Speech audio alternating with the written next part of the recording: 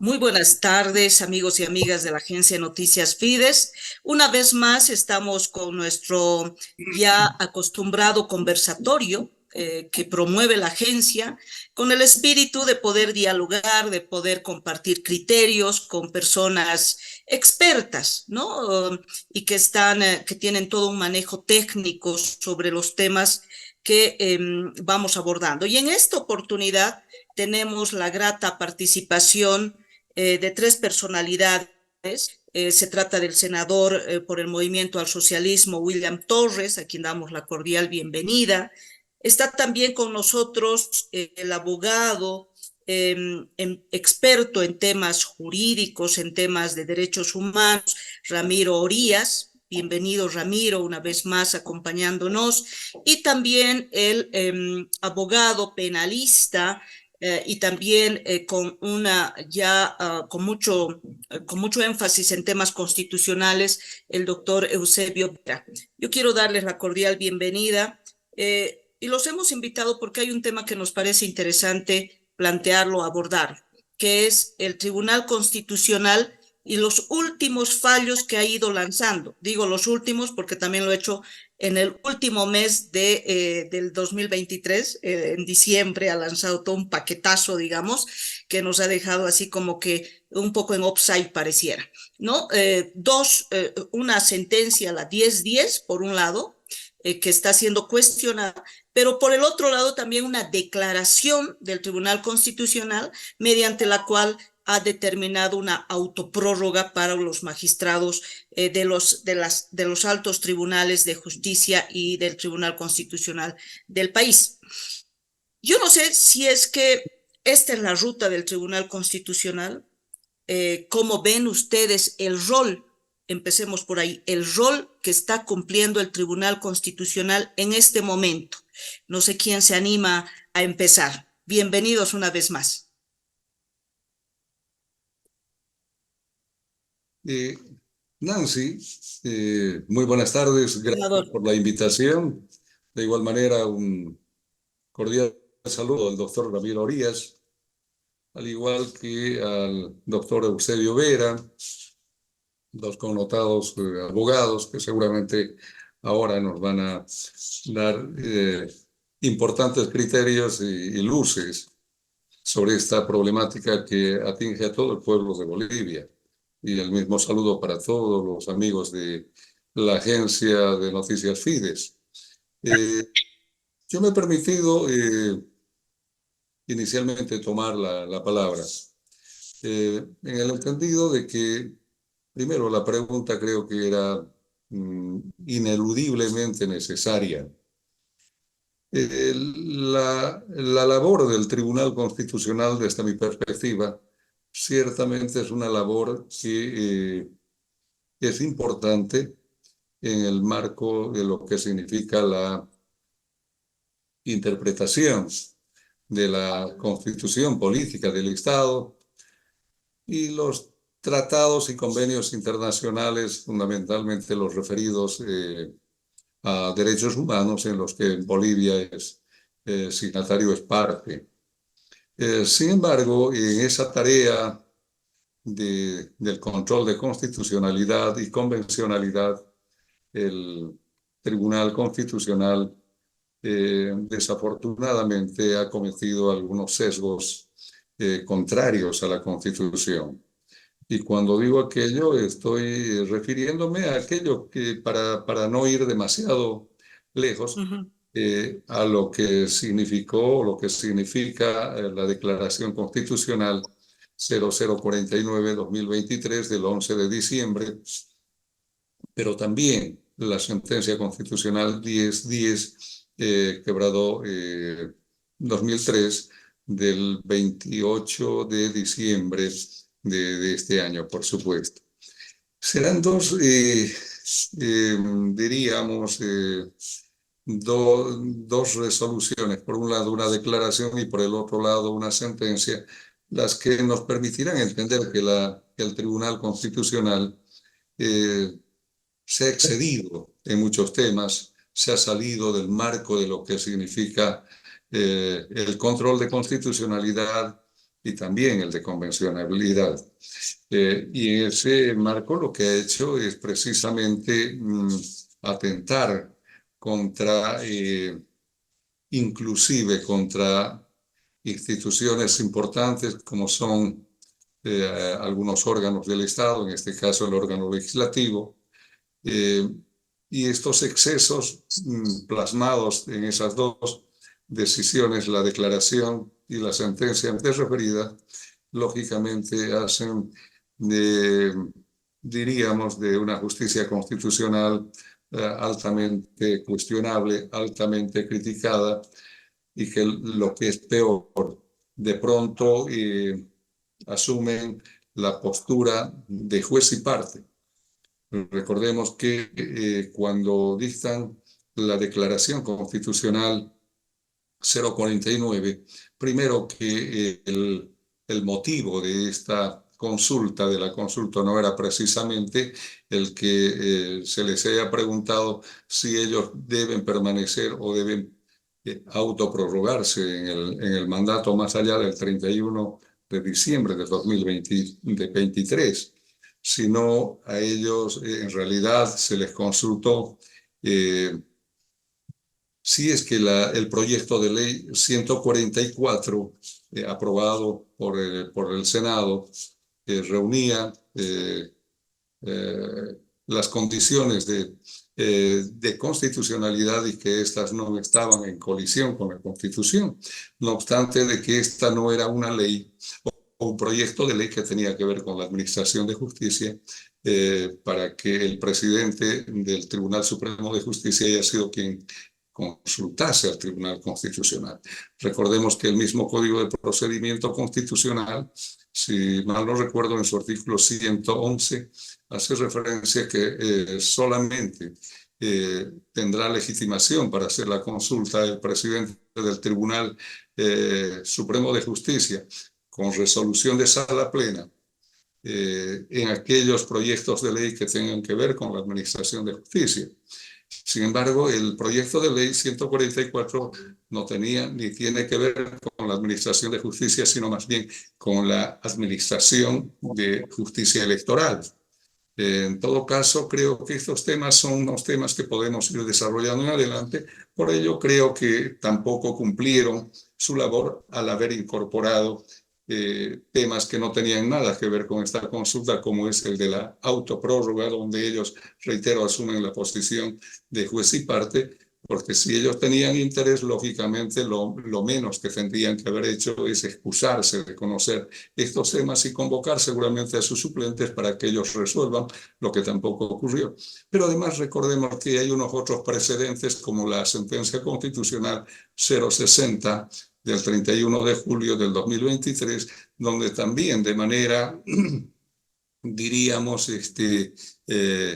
ilegal e inconstitucional, incorporan aspectos que no tienen nada que ver, por ejemplo, con que la ley de convocatoria debería ser aprobada por 2/3 de votación, cuando la Constitución establece que la ley de convocatoria es una ley ordinaria y las leyes ordinarias, por mandato del artículo 163 de la Constitución Política del Estado, deben ser aprobadas por mayoría absoluta. Estos son los elementos que dejan ver que el Tribunal Constitucional, por lo menos desde mi perspectiva, no ha estado cumpliendo su labor conforme establece la Constitución Política del Estado, la ley del Tribunal Constitucional y el Código de Procedimiento Constitucional. Gracias, senador Eusebio. Adelante. Es importante rescatar lo que decía el senador Torres, ¿no? El control de constitucionalidad. Y muchos se van a preguntar, ¿qué es el control de constitucionalidad? Y acá vamos a señalar que es la acción jurisdiccional que tiene la finalidad de garantizar la primacía de la Constitución, la que debe ser acatada y cumplida por todos los órganos del poder público. Me estoy refiriendo a los gobernantes, a los gobernados, así como aplicada con preferencia inclusive a las leyes, decretos, resoluciones. Es decir, se trata de una acción de verificación de la compatibilidad y conformidad de las disposiciones legales, los actos, resoluciones y decisiones de los gobernantes con los valores supremos. ¿Y cuáles son esos valores supremos? Los principios fundamentales, como los derechos fundamentales, como la garantía a la vida, a la salud, preservar siempre a la sociedad dentro de una garantía constitucional, es decir, de cada una de las personas que conforman esta sociedad, consagrado siempre en virtud a una norma. ¿Cuál es esa normativa? La máxima normativa de un país, la Constitución. Además, cabe señalar que el control de constitucionalidad inicialmente se ha estructurado como un sistema de control de compatibilidad, como ya señalaba, de las leyes de la Constitución, ¿no? Tuvo una primera tendencia de una forma de racionalizar el poder, ¿no? Por eso dice compatibilizar con la sociedad, como una reacción esta frente a la primacía inclusive anterior, la primacía parlamentaria, donde surgían todas las normativas que iban a regir a una sociedad, ¿no? Entonces, ¿qué buscaba? Buscaba que se cumplan las formalidades para que estos órganos, legislativo y otros, se encuadren de manera precisa y exacta a las normas de la Constitución. Y estas sean, obviamente, compatibles, ¿ya?, con el sistema de valores y principios fundamentales sobre los que se estructura un Estado de Derecho. Y en ese sentido, la norma constitucional en su artículo 196 ha establecido que el Tribunal Constitucional Plurinacional vela por la supremacía de la Constitución, ejerce el control de constitucionalidad y precautela el respeto y la vigencia de los derechos y garantías constitucionales. Tiene una función interpretativa, tiene una función moderadora, ¿sí? Pero debe velar que se cumplan de manera estricta lo que dice la Constitución. Nadie está por encima de esta norma magna que tiene un Estado. Ah, ¿Ramiro? por mi ¿Ramiro? parte, ¿sí me escuchan bien? Sí, perfectamente. Por mi parte, yo quisiera agregar que definitivamente el Tribunal Constitucional Nacional, en el diseño constitucional que indica el desarrollo de la nueva Constitución Política del Estado, juega un rol absolutamente fundamental como órgano de control de constitucionalidad de todos los órganos públicos del partido. El Tribunal Constitucional es un órgano extrapoder, ¿no? Inclusive está fuera del órgano judicial y controla a los 4 órganos del Estado que sus actuaciones sean conforme a la Constitución.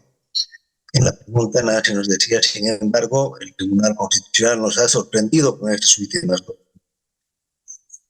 Y aquí quiero decirle yo que en realidad no ha sido una sorpresa, porque el Tribunal Constitucional ya tenía un patrón de actuación de forma extraconstitucional en muchos fallos antes de los 2 señalados el pasado año. Inclusive hay dos estudios académicos muy importantes, uno sobre las acciones de inconstitucionalidad y otro sobre las acciones de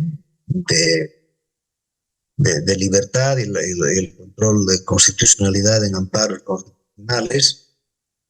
Y en ambos casos los estudios muestran 2 conclusiones.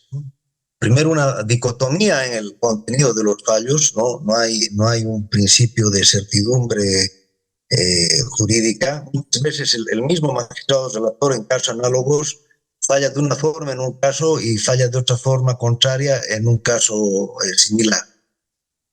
Y segundo, el Estado, voy a decir, el gobierno, no pierde, ¿no? En el segundo estudio se muestra, por ejemplo, la alta tasa de rechazos en admisibilidad, sin entrar al fondo de la materia, en acciones de inconstitucionalidad presentadas por la oposición. Solamente en los últimos 6 años, de 180 causas, creo que era el estudio, lo podemos documentar después, solamente en 4 casos se les dio la razón a los recursos de inconstitucionalidad opositores, mientras que en todas las causas que llevó el gobierno, el Tribunal Constitucional siempre las blindó jurídica y constitucionalmente. En ese sentido, el Tribunal Constitucional, creo yo, que progresivamente ha venido deteriorando la institucionalidad democrática, la independencia, su imparcialidad, tan básica para la tutela de los derechos humanos de todos los actores políticos, sin ningún tipo de discriminación, sin ningún tipo de diferencia. Y cuando un Estado democrático pierde este actor tan importante en esta función arbitral, pues la solución de controversias ya deja de seguir el curso inconstitucional y cada vez más se van buscando vías de hecho, vías de fuerza política para resolverlo y dirimir los conflictos que deberían ser resueltos jurídicamente, y esto es muy grave para la democracia mundial. O sea, ¿hay una actuación política entonces en sus actos del Tribunal Constitucional más que técnica sujeta a la Constitución? Eusebio nos decía, nada puede estar por encima de la Constitución, pero por los actos del Tribunal Constitucional parece que se ha vuelto una instancia suprema o de pronto me equivoco. Sí, definitivamente aquí digamos, creo que el problema es complejo, y desde esa complejidad hay que hacer un análisis jurídico, constitucional, pero también hay que hacer un análisis politológico, ¿no? Porque el problema desborda lo estrictamente jurídico, ¿no? Por ejemplo, en el fallo en la decisión de la consulta sobre la prórroga de mandatos, hace una interpretación sobre el vacío de poder. Se dice que la Constitución, digamos, es vaga frente a esta situación y que hay que resolver interpretando, pero sin embargo, por ejemplo, el artículo 183 de la Constitución es claro. Dice, las magistrados y magistrados, y esto es aplicable tanto al Tribunal Supremo como al Tribunal Constitucional, cesarán en sus funciones por cumplimiento de mandato, ¿no? Entonces, la interpretación que finalmente se da ya no es una interpretación conforme a la Constitución, sino es una interpretación derogatoria del artículo 183, porque magistrados que han cumplido su mandato no están cesando en sus funciones. Además, por los hechos políticos se les está dando una prórroga sin término, ¿no? Porque tampoco es una función transitoria de 3 meses, sino se le dice hasta que se den las elecciones judiciales, y hemos visto que hoy se habla inclusive que las elecciones judiciales podrían ser después de las generales. Entonces, en ese sentido, algún constitucionalista español habló del riesgo de que los tribunales constitucionales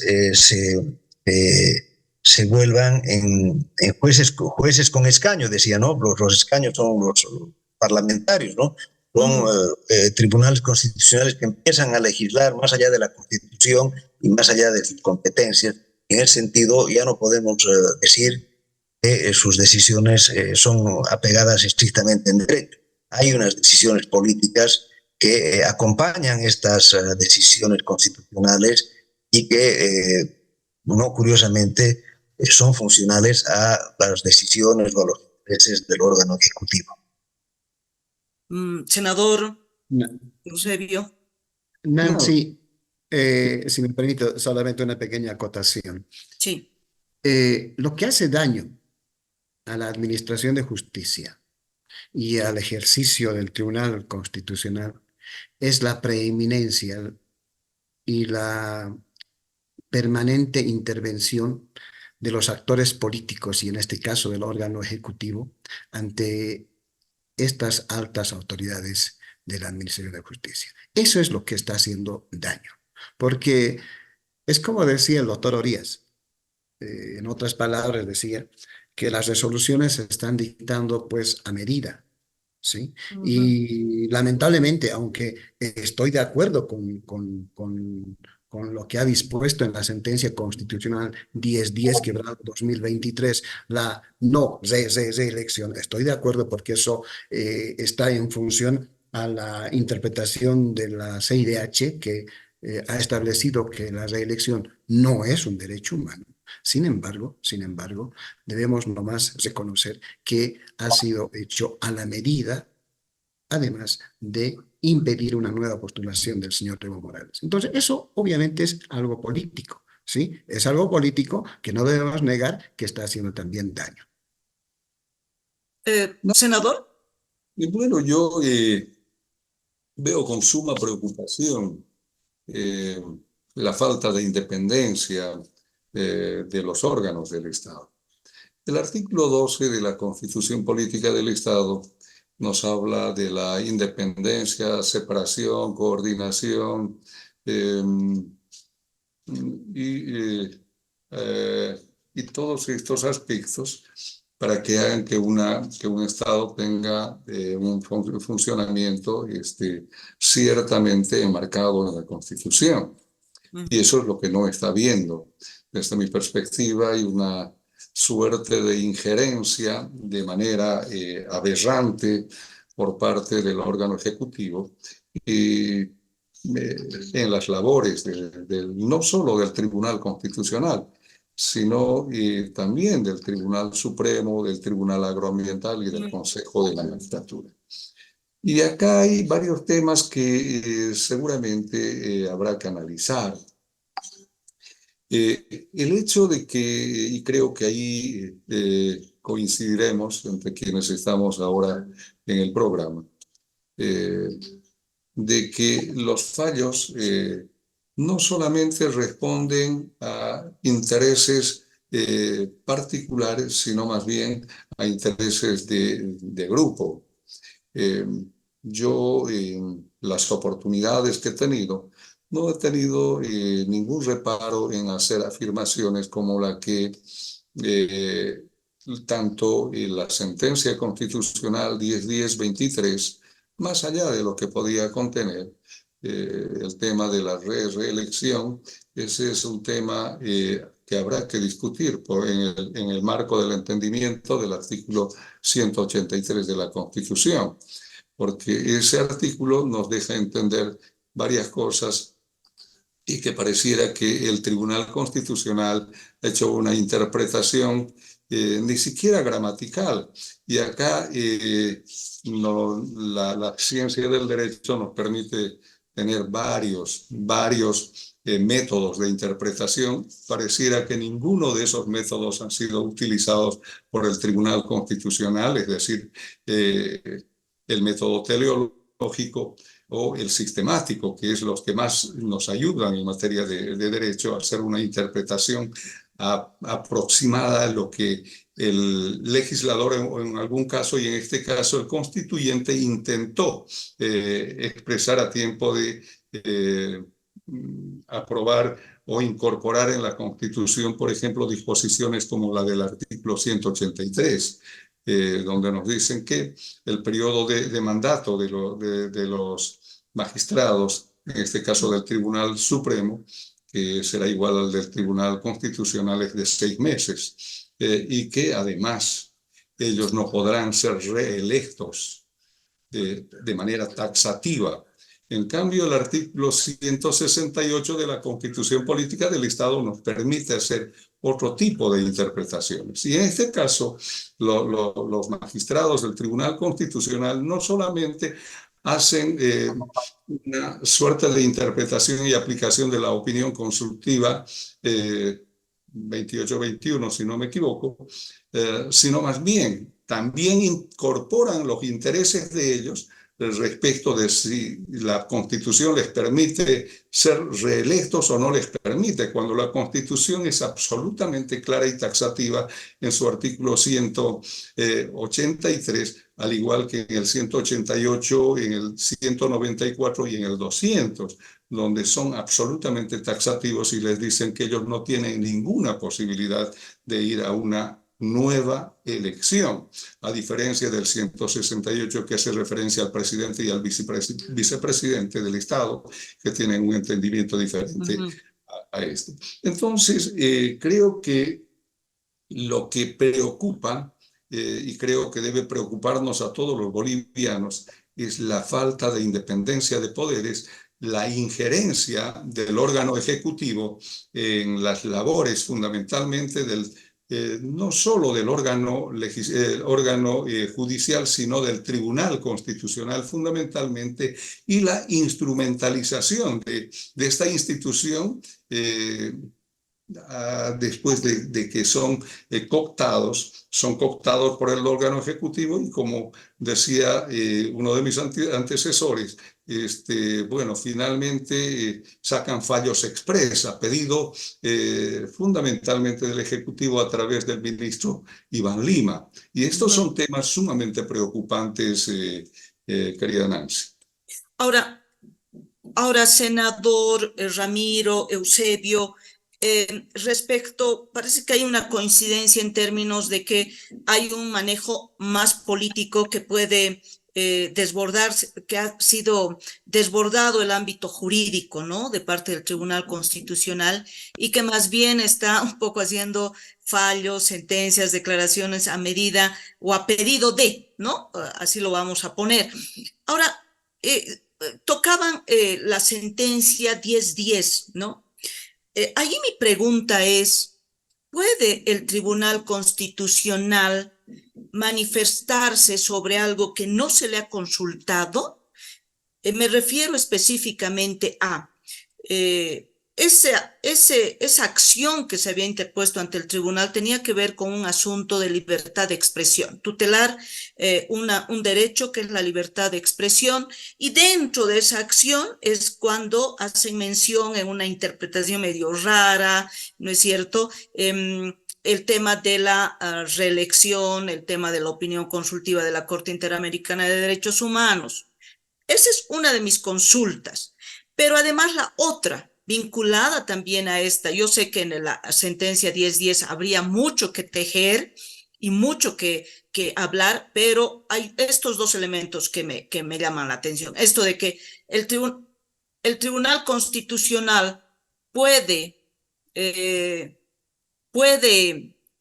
pronunciarse sobre algo que no se le ha consultado, y lo otro es, ¿puede el Tribunal Constitucional introducir términos que no están mencionados en la Constitución Política del Estado, como por ejemplo el tema de discontinuidad?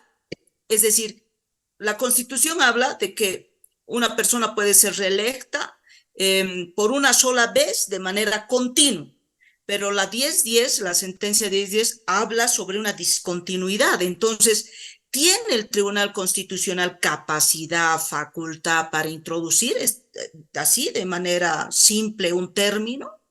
¿Eso no le corresponde a un constituyente?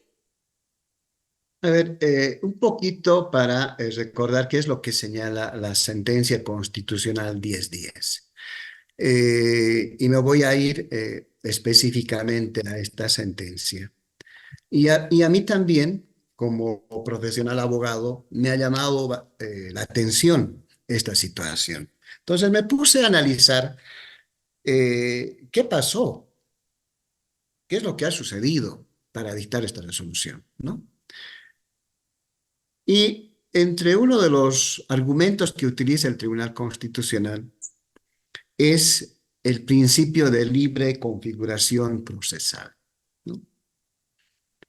Y ellos señalan que esta figura, este principio, se entiende como la facultad de los jueces constitucionales para superar limitaciones formales dentro de un proceso y además proponer decisiones que respondan a un contexto de carácter urgente, que tenga inmediatez y una pronta restitución de los derechos fundamentales conculcados, ¿no? Que han de regular precisamente un procedimiento. Entonces, este principio de libre configuración procesal es lo que toma en cuenta el Tribunal Constitucional para abarcar otros temas, que no eran temas específicos al tema planteado, ¿no? A la acción constitucional que había uno de los ciudadanos había acudido al Tribunal Constitucional para que pueda enmendar ese error de que no se permita el libre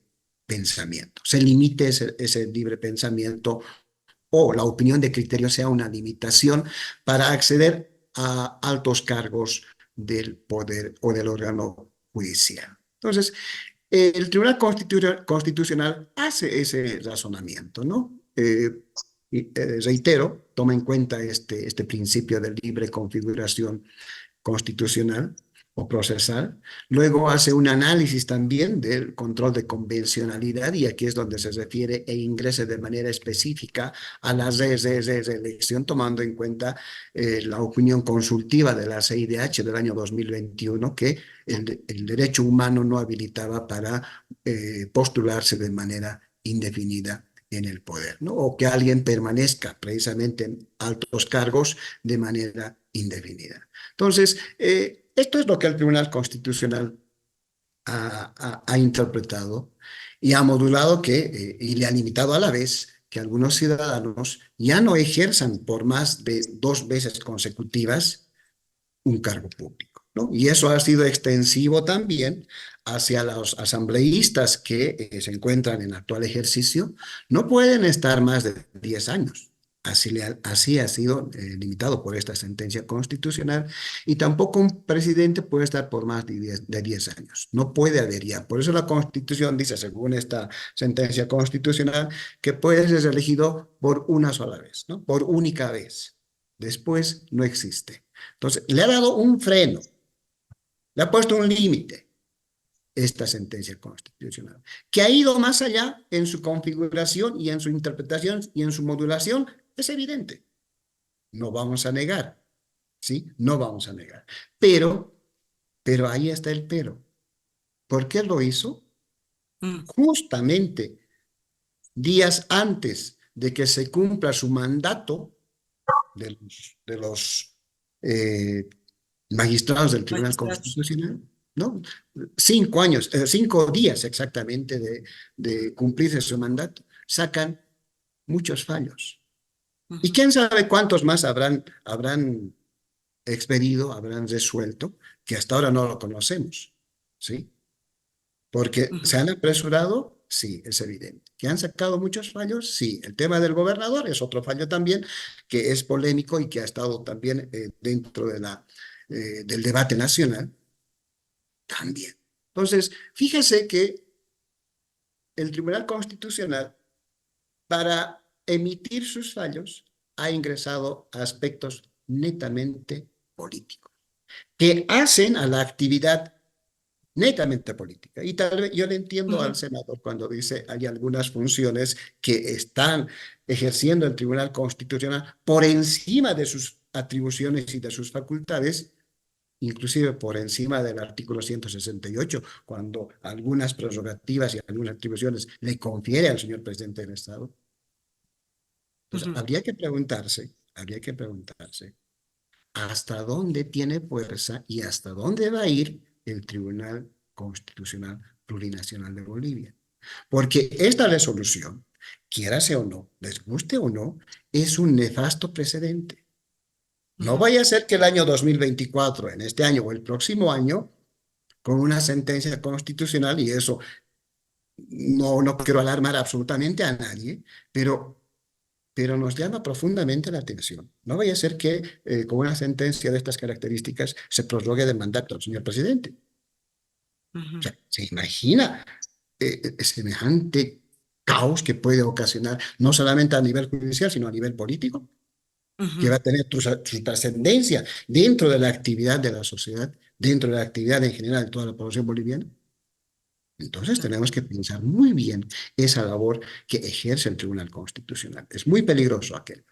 Es precisamente eso. Yo no sé qué piensa Ramiro, si comparte con Eusebio estos criterios sobre la 10-10, porque marca un precedente, es decir, no es que sea anulado o no se puede anular, no sé si se puede o no se puede, ustedes en todo caso dirán qué puede pasar con la 084, porque tampoco es que se dice mucho, digamos.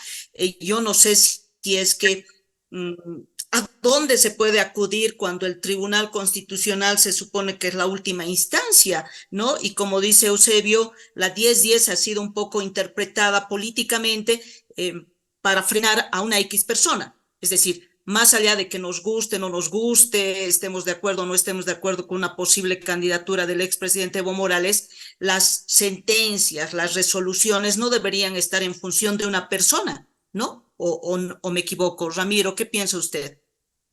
No se equivoca Nancy, lamentablemente. Pues yo decía en alguna otra entrevista, al parecer el Tribunal Constitucional ha decidido convertirse en el brazo jurídico del proceso de cambio, ¿no? Y creo que aquí hay que hacer una interpretación politológica más amplia, porque este proceso de degradación que ya se veía desde un tiempo atrás de forma cada vez más pronunciada, se ha hecho intenso el último año en el marco de la fisura interna del movimiento al socialismo. Lamentablemente, la pugna política que debería deliberarse en el campo de la Asamblea Legislativa ha sido trasladada al sistema de justicia, ¿no? El gran campo de lucha política tiene que ser la Asamblea Legislativa, el Parlamento, es donde se libera y se construyen acuerdos. Democracia es compromiso, democracia es pactar, construir consensos. Y de hecho, la anterior sentencia sobre elección judicial, el tribunal le decía a la Asamblea que construya las condiciones para generar los consensos políticos para la elección por 2/3. Y en ese sentido, el Senado ha sido impecable, ¿no? Han trabajado un proyecto de ley y que, digamos, hay una distancia entre el mundo de lo posible y lo deseable, pero han alcanzado los acuerdos políticos posibles, ¿no? Y este proyecto de ley habilitaba la elección en tiempo y forma conforme a la Constitución. Sin embargo, con la fractura de la bancada legislativa del MAS, tal vez desde el UDP, que no tenían un gobierno de minoría en el Parlamento, ¿no? Y el gobierno del presidente Arce, digamos, se siente asediado, se siente aislado de su capacidad de poner su proyecto en el legislativo, pero tiene una especie de derecho de veto en la Cámara de Diputados, ¿no? De hecho, que el hecho que se haya detenido la consideración del proyecto de ley de elecciones judiciales por la presidencia, haya hecho esta consulta oficiosa que le pidió criterio a una serie de órganos que no tenían nada que opinar. Entre ellos le envió al Tribunal Supremo de Justicia. El Tribunal Supremo de Justicia, con motivo de esta consulta, presentó su consulta al Tribunal Constitucional. El Tribunal Constitucional, como medida precautoria o cautelar, dispuso la suspensión de la elección. Entonces, claramente hay, digamos, una capacidad de veto que tiene el Ejecutivo, dominando toda una porción importante de la Cámara de Diputados. Lo que no puede resolver políticamente la está trasladando al Tribunal Constitucional para que resuelva. Lo que está aquí no es un proceso de negligencia. Muchas veces he escuchado acusar, dice, es la negligencia de la Asamblea Legislativa. No, yo creo que la Asamblea, por lo menos parte de la Asamblea, hizo su tarea, pero esto es el resultado de un proceso deliberado para que no haya elecciones. El Ejecutivo quiere tener una justicia subordinada en los próximos 2 años para hacer efectivo su programa de gobierno. Hemos visto otras leyes, el tema del presupuesto, ha decidido gobernar sin construir acuerdos políticos, sin construir consensos que es base de toda democracia. Para terminar, la opinión consultiva de la Corte Interamericana de Derechos Humanos del año 21 imponía que la justicia constitucional boliviana realice algún tipo de modulación a su fallo de la sentencia 4, incorpore los criterios que daba la Corte en su opinión consultiva. En ese sentido, creo que introducir limitaciones a la reelección presidencial indefinida era oportuno, pero ahora parece más bien oportunista, ¿no? Porque era oportuno porque había que hacerlo antes de la próxima elección, pero como se da este contexto de lucha política y prácticamente el fallo está, digamos, de la reelección indefinida como derecho humano y permanente a la reelección por una sola vez, digamos, es como un salto copérnico de un extremo a otro en un proceso que tenía que ver con la libertad de expresión de los candidatos en las elecciones judiciales. Entonces resulta claramente, pues, pierde legitimidad cualquier resolución que está orientada a limitar las condiciones de equidad en la competencia. Senador, no sé qué dice usted, porque además en este espíritu, digamos, del Tribunal Constitucional, incluso le ha puesto sus límites al primer poder del Estado, ¿no? Lo ha hecho el año pasado, más o menos a medio año, que les ha quitado una de sus principales funciones, que es la fiscalización, y hasta ahora no hay absolutamente nada. Pero ya para ir cerrando este espacio de conversatorio, también nos gustaría conocer si es que se sigue en esta línea, en esta conducta que ustedes lo han apuntado, en este rol que está cumpliendo el Tribunal Constitucional. ¿Cuál es el mayor riesgo?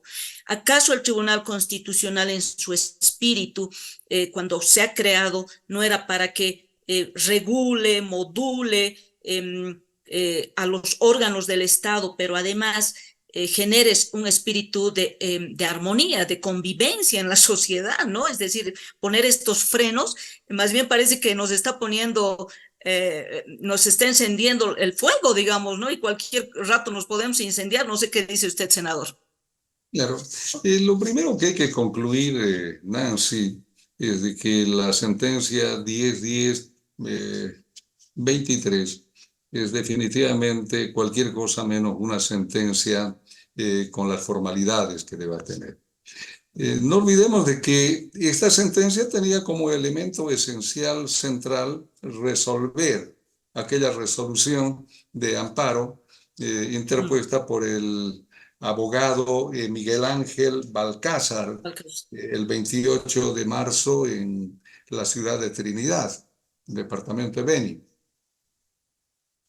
Y en ninguna parte de ellas, o en ninguna parte de esta resolución constitucional evacuado por la Sala Constitucional Primera de que el asiento judicial hacía referencia para nada, absolutamente, sobre el tema de la prórroga o la elección o la reelección no solo de presidente y vicepresidente, sino también acá se autoincorporan los magistrados del Tribunal Constitucional y los magistrados de las otras dos instituciones que forman parte del órgano judicial más el Consejo de la Magistratura, donde vulnerando el artículo 183 de la Constitución, que es taxativo, donde no les da lugar absolutamente a ni siquiera intentar ir a la reelección, pero ellos se autoincorporan en este escenario de la reelección. Le ponen límites al presidente y al vicepresidente en su reelección y ellos se amplían para sí la reelección por otro periodo, con el matiz de cambiarse a otra institución y no repostularse en la misma. Es decir, los del Tribunal Constitucional al Tribunal Supremo, al Consejo, etcétera, etcétera, haciendo su puesto. Pero además de que esta sentencia, desde mi perspectiva, es una verdadera burla a la inteligencia humana y fundamentalmente a los abogados, incorpora algunos conceptos incorpora algunos autores. Por ejemplo, nos hacen referencia de Zegrebelsky, y hacía muy bien referencia el doctor Vera respecto de la libre configuración procesal. Pero además de este instituto de la libre configuración procesal no solo queda ahí, sino además incorporan otros institutos, por ejemplo, el del impulso de oficio. Incorporan de la misma forma la concentración en el proceso constitucional.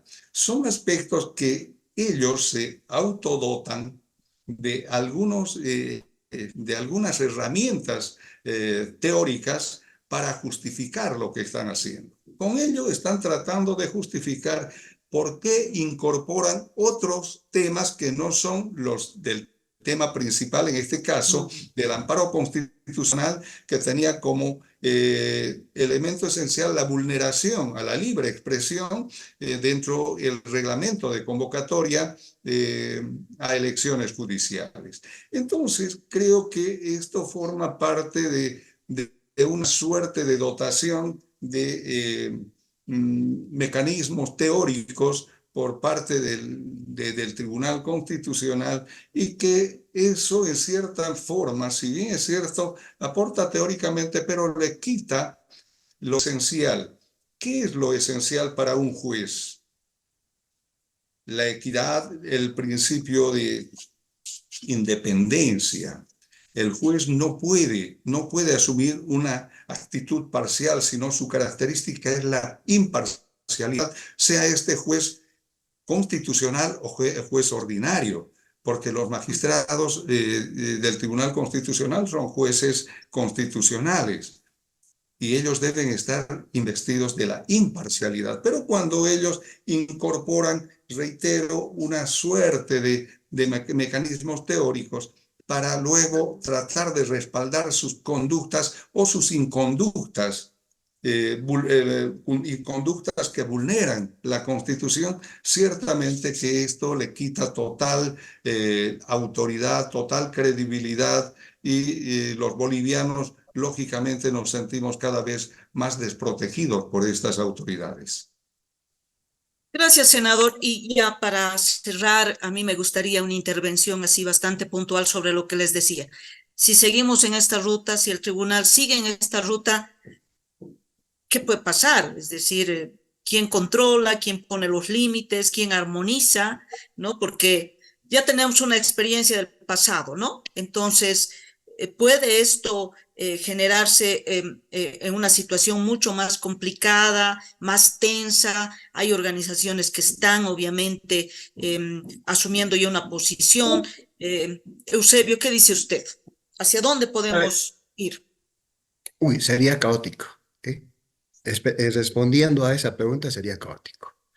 O sea, esperemos que no, esperemos que no. Pero antes quiero hacer una pequeña acotación a lo que también decíamos en este conversatorio. Las autas, bueno, el Tribunal Constitucional se autoprorroga en sus funciones, pero en esta sentencia constitucional que ahora hemos tocado, la 1010/2023, en el primer párrafo de la página 79 señalan expresamente lo siguiente, ¿no? Dice: se entiende que su ejercicio tiene un tiempo de mandato de 6 años constitucionalmente definido. Es decir, en esta resolución, en esta sentencia constitucional, hacen referencia a lo que ha señalado autorías el senador Torres, de que el mandato fenece y se cumple en el lapso de 6 meses. No podían haber estado un solo día más, ¿sí? Pero está. Porque eso no está normado, no está arreglado, no es constitucional. Es más, es inconstitucional, ¿sí? Eso quiero dejar claramente establecido. Segundo lugar, ¿a dónde vamos a ir? ¿A dónde podemos ir? Esperemos que no a un estado caótico.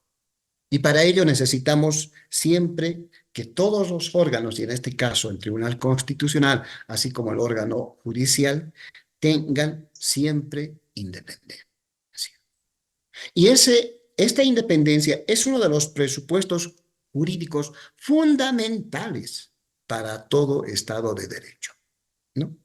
Es decir, el Tribunal Constitucional, que es el órgano encargado del control de la constitucionalidad, debe tener de manera obligatoria independencia. Independencia en relación a los demás órganos del poder del Estado. ¿Por qué? Porque controla actos y sus resoluciones pueden afectar al normal desenvolvimiento y al normal desarrollo de una sociedad. Por eso es que debe tener siempre independencia. Ello significa que el órgano contralor de la constitucionalidad, como es el Tribunal Constitucional, debe ser un órgano distinto, debe ser separado de los otros órganos, ¿no? Cuyos actos, decisiones o resoluciones tienen que siempre ser enmarcados en función a la constitución política. Con esto quiero concluir. No puede haber ninguna entidad, ninguna persona, ninguna institución, ni el presidente de la República está por encima de la constitución política del Estado. Tenemos que aprender a respetar, inclusive la diferencia de criterios, la diferencia de opiniones, porque solamente así y de esa forma vamos a construir un Estado. No queremos estados hegemónicos, no queremos estados dictatoriales, no queremos estados de una tienda política o de algunas personas con afanes de intereses netamente personales o funcionales a alguna tienda política. Aunque no hacemos futurología, digamos, Eusebio nos ha planteado el ideal, ¿no es cierto? Pero ese es un ideal que en este momento no sentimos, no vivimos, no percibimos que esté ocurriendo. Ramiro, si el TCP, el Tribunal Constitucional, sigue en esta línea de lanzar sentencias, declaraciones políticas solamente, ¿a qué nos está conduciendo? ¿A qué está conduciendo a la misma sociedad? Porque va a haber un momento en el que de pronto la sociedad civil se canse, ¿no? ¿O no? Bueno, Para cerrar, sí, muchas gracias. El propio tribunal en su sentencia, cuando tiene estos párrafos sobre la reelección presidencial, tiene un párrafo que es formidable, ¿no? Porque dice, cuando un servidor público se busca perpetuar en el poder más allá de su mandato establecido, está llevando al país a una especie de dictadura encubierta. ¿No? Resumiendo, es un párrafo más largo, más rico. Y en realidad, pues la autoprórroga también caería bajo esa calificación del propio tribunal, ¿no? ¿Cómo enfrentar esta situación de caer en un tribunal, digamos, con tinte autoritario, que no hace otra cosa que blindar jurídicamente las decisiones políticas, ¿no? Creo que aquí la pregunta es el cómo, ¿qué viene ahora? Y la única forma es reconstruyendo la institucionalidad necesaria para tener unas elecciones judiciales idóneas, basadas en mérito, pero claramente el incentivo, digamos, la prórroga de estos funcionarios afines al poder es pues un desincentivo a que el Ejecutivo facilite la disponibilidad política para la convocatoria, ¿no? Y seguramente va a seguir tabeando, buscando para estos magistrados que cumplan este rol que has mencionado. Y entonces la segunda pregunta que yo me haría es, ¿los bolivianos lo podemos solos? ¿No? En España el año pasado hubo un momento de empantamiento también de magistrados de su Corte Suprema de Justicia, y al final hubo un acuerdo político donde se invita a una sección de la Unión Europea a que facilite de mediador en este proceso y ayude a destrabar las designaciones de altas cortes. Creo que el país ya ha agotado todos los recursos nacionales para construir estos acuerdos políticos, y así como en el 2019 hubo un comisionado enviado por el secretario general de Naciones Unidas que ayudó a los acuerdos políticos para la transición pacífica del momento de la crisis electoral que se vivió. Creo que en este momento necesitamos una salida de esa envergadura. Necesitamos algún sistema de mediación internacional que contribuya a los acuerdos políticos, así como hubo los diálogos que impulsó en ese entonces la presidenta Bachelet, como a cargo de la Secretaría Pro Tempore de UNASUR, que precisaron la Constitución. Esto no es algo inusual en la vida política boliviana. Creo que deberíamos recibir el auxilio de la comunidad internacional para la construcción de estos acuerdos políticos que viabilicen la elección judicial el próximo semestre. Gracias, Ramiro. Y para cerrar, senador Williams, así de manera concretita, usted, porque hay una propuesta para cerrar simplemente, ya que no existen acuerdos dentro de la Asamblea Legislativa, porque parece que políticamente no hay acuerdos. ¿Usted cree que sea necesario, digamos, una mediación internacional para viabilizar las elecciones judiciales? ¿O es que como dice un dirigente del movimiento al socialismo, el plan gubernamental es no tener nuevas autoridades judiciales, sino hasta el 2026, porque este año se viene censo, se viene primarias y es un año preelectoral. Y al año tenemos elecciones generales. Entonces, ¿usted cree que sea necesario, digamos, en lo inmediato ver otros mecanismos? Así de manera puntual, por favor. Nancy, creo que es preciso y necesario hacer un par de puntualizaciones que creo que debe quedar claro esto. Primero, que la autoprórroga de los magistrados del Tribunal Constitucional y de los otros órganos del órgano judicial por sí solas no surten efecto o diríamos si es que se pretende cumplir con la Declaración Constitucional 049. Recordemos que esta declaración emerge de una consulta de constitucionalidad respecto del proyecto de ley 144. Y la Declaración Constitucional 049 establece la inconstitucionalidad de 5 artículos del proyecto de ley 144. Pero por mandato del artículo 115, parágrafo tercero del Código Procesal Constitucional, previamente ese proyecto de ley ido en consulta debe ser aprobado o en su defecto rechazado. El parágrafo tercero del citado artículo del 115, ¿qué es lo que nos dice?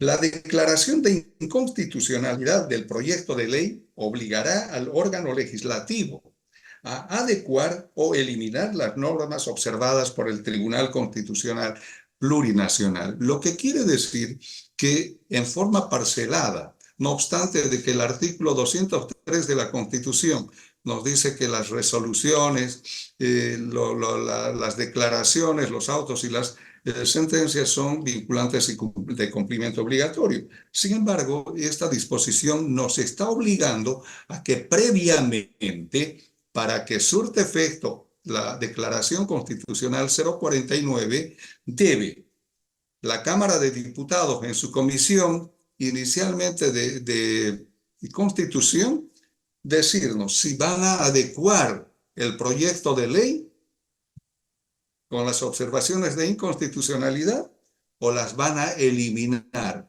Y este informe tendrá que pasar al Pleno de la Cámara de Diputados para que allá o modifiquen o adecúen o eliminen estas inconstitucionalidades. Y con ello, si es que se modifican o adecúan, tendrán que devolver a la Cámara de Origen. Y recién en la Cámara de Origen tendrá que o sancionarse o en su defecto pasar al presidente del Legislativo, al vicepresidente del Estado, para que convoque a una sesión de la Asamblea para su consideración y aprobación.